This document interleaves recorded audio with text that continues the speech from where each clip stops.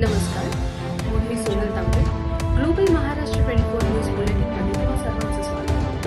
पाहूया आजच्या ठळक घडामोडी. फक्त ग्लोबल महाराष्ट्र 24 वृत्तवाहिनीच्या आपल्या हक्काचे विचार.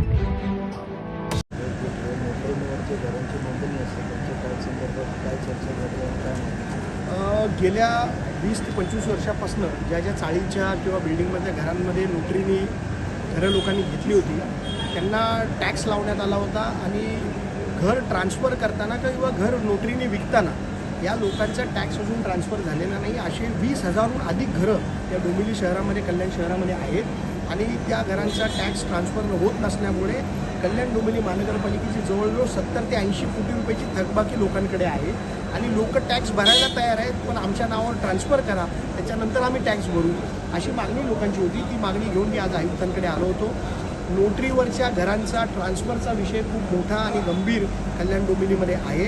आयुक्तांनी मला आश्वस्त केलं आहे की जसं पूर्वी आपण नोटरी ॲग्रीमेंटवरती रूमचा ताबा किंवा रूमची मालकी ट्रान्सफर करत होतो, तशीच आताही ते सुरू करतील, जेणेकरून 70 ते 80 कोटी रुपये कल्याण डोंबिवली महानगरपालिकेचे वसूल होतील आणि ते विकास कामांमध्ये आपल्याला पुढे कामी येऊ शकतात, अशी माझी मागणी आहे. ती आयुक्तांनी मान्य केली आहे आणि उद्या परवाच ते नोटिफिकेशन काढतील आणि याची या कामाला सुरुवात होईल. जवळजवळ 20 ते 25 हजार चाळी आणि छोट्या घरांमध्ये राहणाऱ्या लोकांचा प्रश्न याच्यामुळे मिटणार. 4 तारखेला